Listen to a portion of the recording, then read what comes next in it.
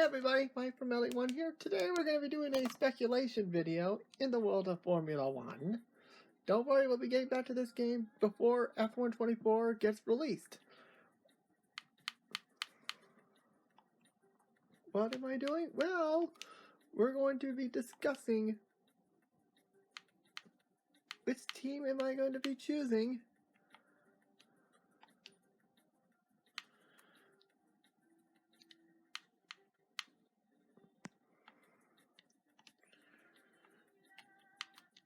I'm going to be choosing. No, actually, what I'm trying to say is, what I meant to say was, what do I think its drivers are going to be for Formula One in Formula One 2025, the driver lineup. And we're going to start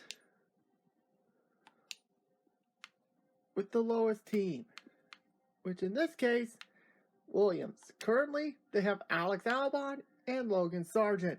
Probably, but many people consider the most likely driver on the hot seat, saying that this guy's not F1 material, but on the other hand,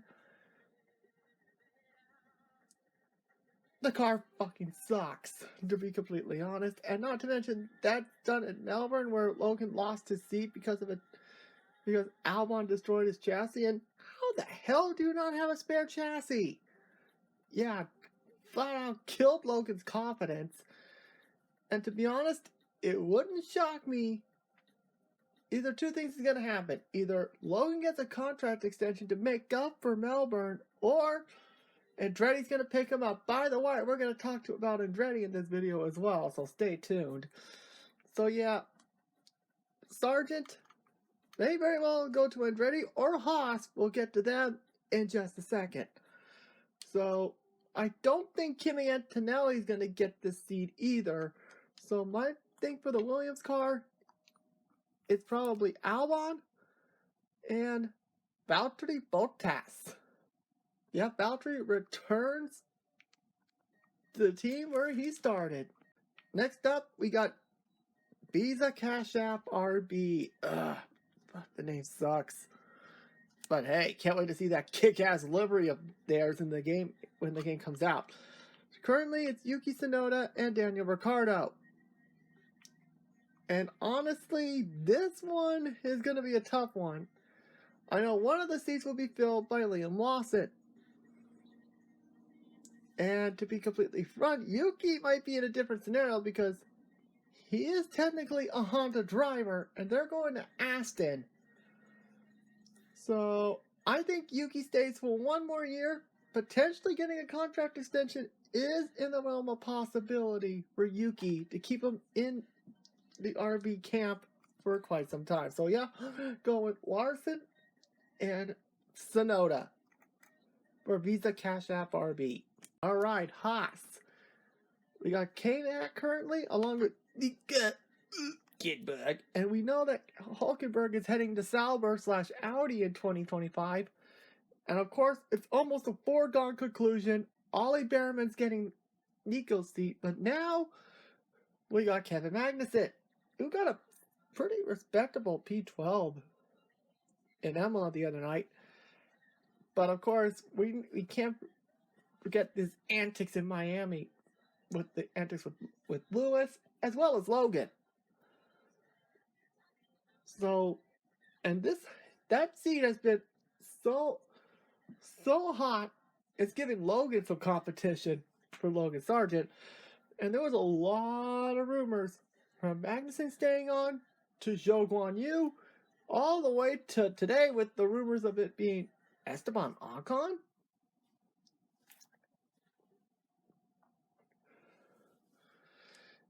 And to tell you the truth, I think it's going to be an easy one here. I think part of me is wondering, is Magnussen going to retire to spend time with family? So which is why I believe for MoneyGram Haas, a team that's surprising everybody this year, my pick for Haas, it'll be Ollie Behrman and Sergio Perez. and they need a veteran driver to help mentor Behrman, Perez is arguably the best one available. Alright, Aston Martin. I don't think I need to say much here. Fernando Alonso will be staying along with Lance Stroll. Gee, and boy, I thought Aston was doing a good job wasting Felipe Dragomic's career. Lance should be in Formula E. But on the other hand, he pulled a P9 out of his ass in Imola, so that's all I can say there. And now, this one might be a hard one. Kick Sauber. Of course, we now know, and nope, excuse me. Let me switch that up. This one's kind of a difficult one. Of course, I said Valtteri is going to Williams, and we know Nico is taking one of them. So one of these two is probably on the route to IndyCar. I know a lot of people are going to say Théo Pourchaire should get it, but considering he might be getting a long-term extension with Arrow McLaren and IndyCar,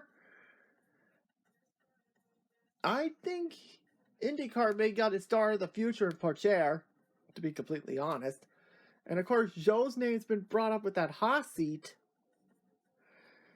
But to tell you the truth, I don't think Zhou's gonna make it this time. He's probably gonna be on the free agent market, because I believe it'll be Hulkenberg, and depending on the F2 season,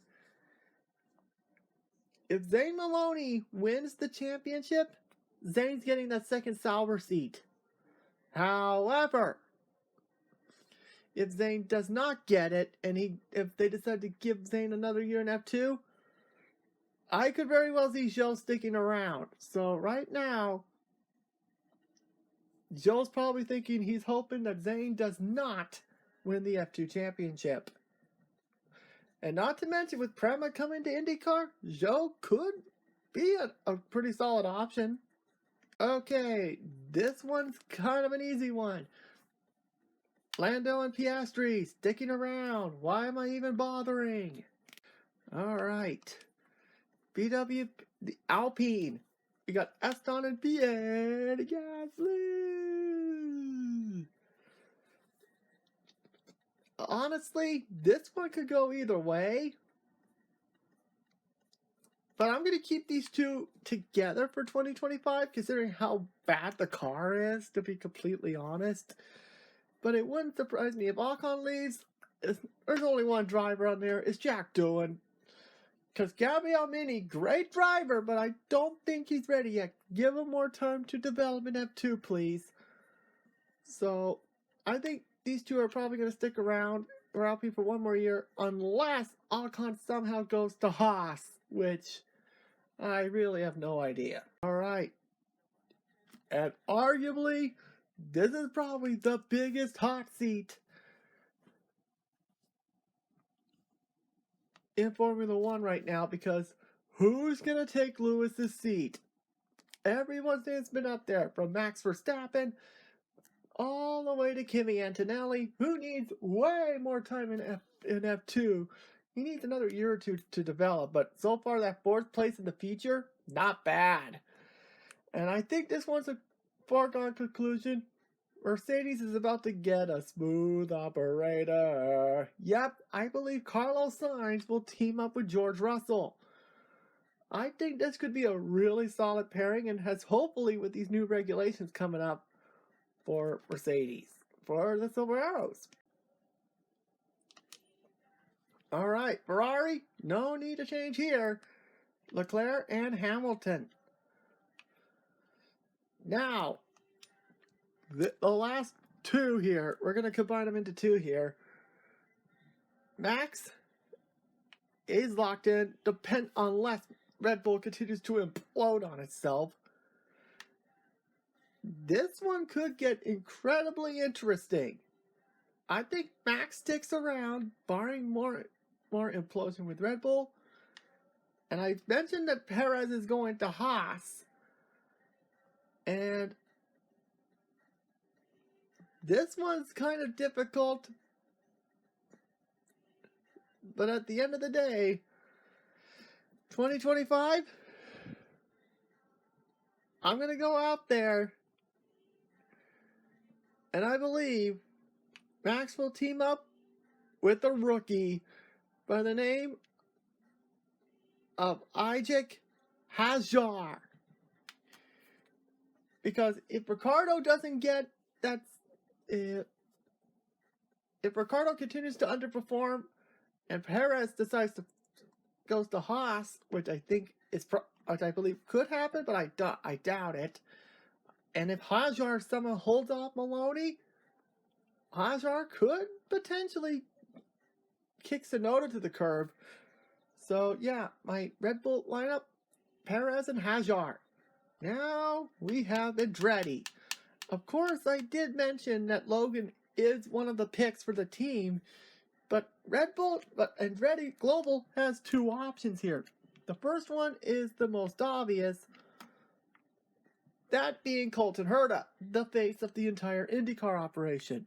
But however, if the FIA does not allow Colton Herta to race in Formula 1 yet, that's actually okay. Because recently, if you don't watch IndyCar, they just got a driver joining in that did have Formula 1 experience. And just 2 years ago, he won the Indianapolis 500, that being Marcus Ericsson, Charles Leclerc's best friend. So my official prediction for Andretti, once they get this whole thing settled, it's Herta and Sargent.